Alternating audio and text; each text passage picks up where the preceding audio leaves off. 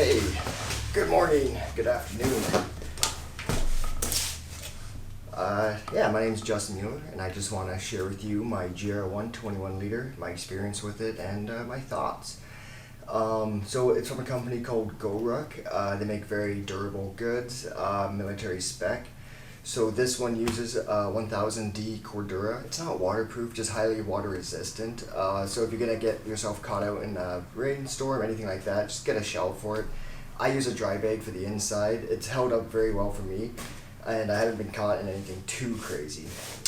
So you'll see around the side here, I don't know if you can see that, on the side here, the front, and this side, 3 rows of molly. I use it for some old sternum straps from some other bags. I use it, and then I put a tripod there, blanket, towel, jacket, anything like that. And then just some carabiners if I want to clip in, let's say, a dog water dish. That's always nice. And then on the back, the straps, they also have molly on them for the sternum straps, or if you put a hydration port to the back here, clip one on there. The strap's very wide, very cushiony, very dense foam. I use it for rucking and some exercise, so it's very nice, very comfortable there. There is back padding too, but there's no ventilation, so hot days you will find some sweatiness there. I have cleaned it once this summer. I just took it outside, sprayed it with a hose, and that was fine. So in the back here, I'll start with the laptop pocket. It's behind the frame sheet here.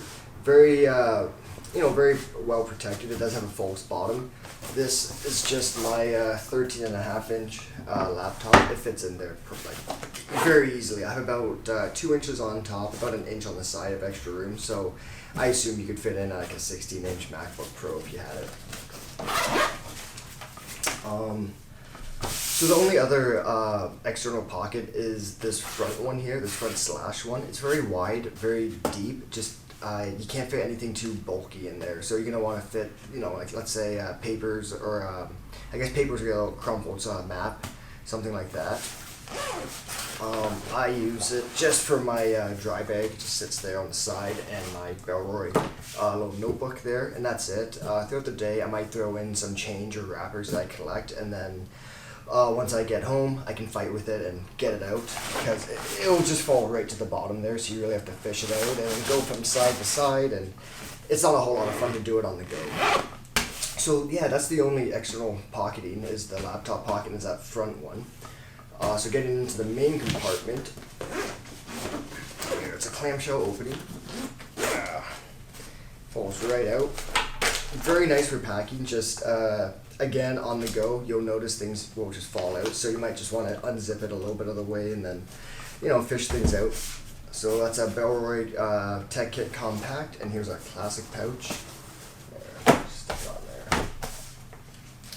there. So then on the other side here, I got a 1 liter Nalgene and a little titanium cup. It was really handy for camping, for cooking, boiling water. Recently though, it's been more of like a dog dish whenever I forget one.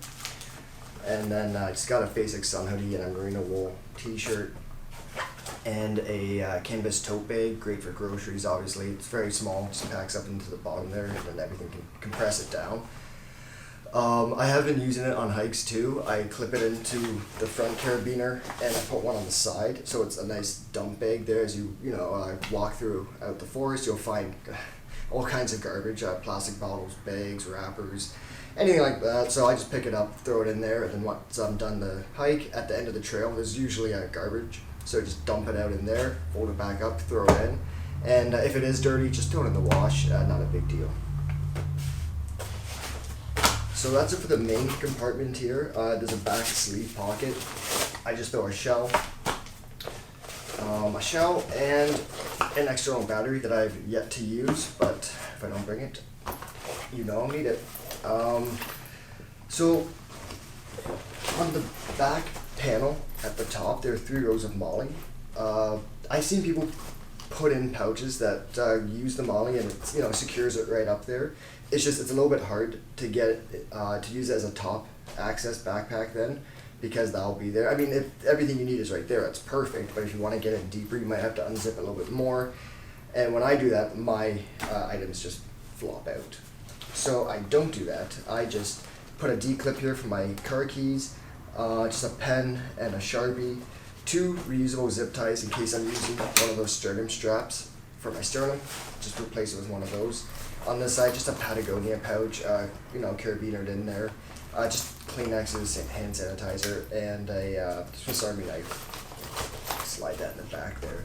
So yeah, so then that's it for the back here, and that's sleeve here. You can put obviously a tablet, magazines, anything else. I like it just to segregate from the main compartment, easier to get to things, and keeps things a little bit more organized. So the only other pockets here are these two. The top here I use as my quick access, so I always leave my zippers at this corner so I can kind of unzip it, unzip this, get in. So I just keep my sunglasses and a mask, of course, and then I also have just my wallet, pen, and a Swiss Army knife. It's the Bantam Alox Space Pen, and just a Bellroy, I think it's the Slim, Micro Slim wallet. And then down here is your, it's a pretty large mesh pocket, and you can fit quite a bit in there. It really can expand.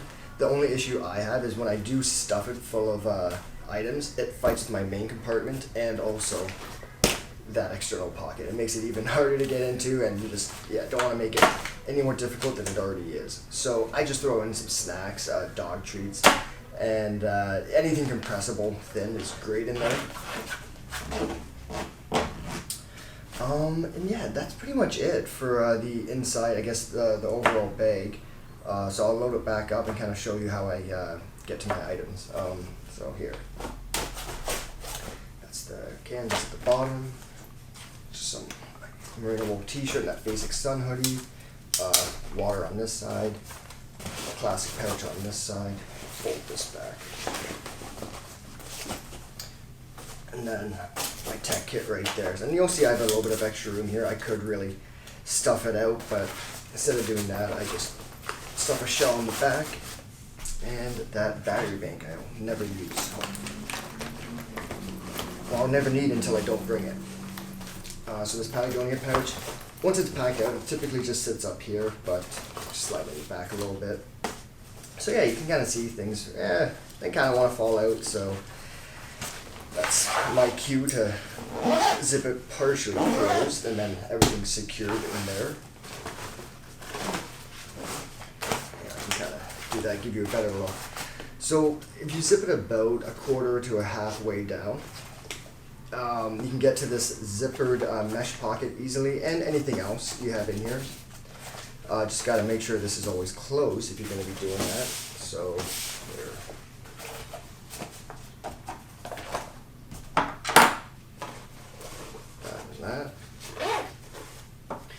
These three, typically in my pockets, but when they're not my pockets, they're up here.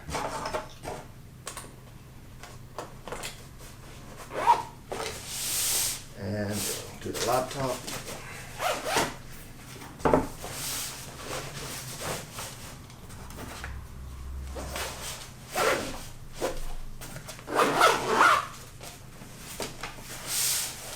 Alright, and so that's it for the main compartment and these pockets. I guess the external dry bag on the side, notebook in the middle. So yeah, that's it. I like to keep a little bit of extra room to stuff anything else, and it also makes it easier to get into things. I don't like an overly packed out bag, so I like to leave it about, I guess, 20% empty, something like that.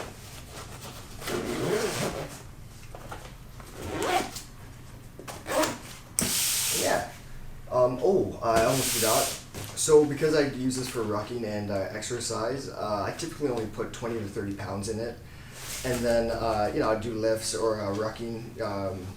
I just found this top handle a little bit narrow once you got a lot of weight in there, so I put a paracord bracelet on there. Not a bracelet, paracord weave on there. Just a little bit more comfortable, a little bit more surface area and contact with your hand.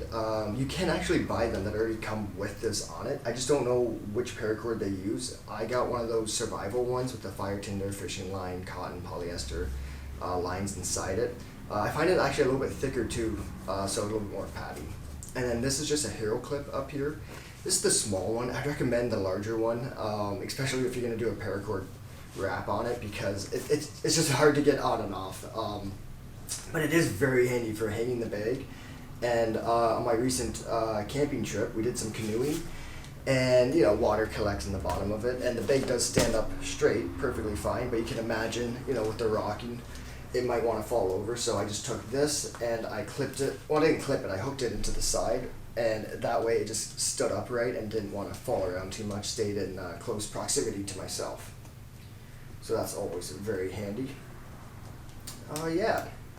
So that's how I use my Goruck GR1. I know it's definitely overbuilt for what I use it for. It will probably outlive me, which makes it hard to find a reason to buy a new one, but I guess that's a good thing.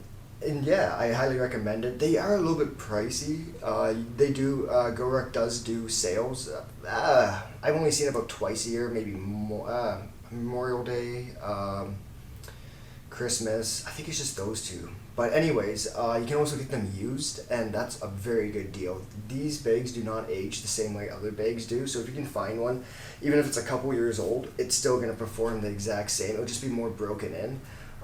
It actually might be a good thing because the straps being so wide, thick, and dense, people typically say it takes 2 weeks to a month to break them in. I recommend just throwing some weight in it and rocking with it for a bit to really break them in.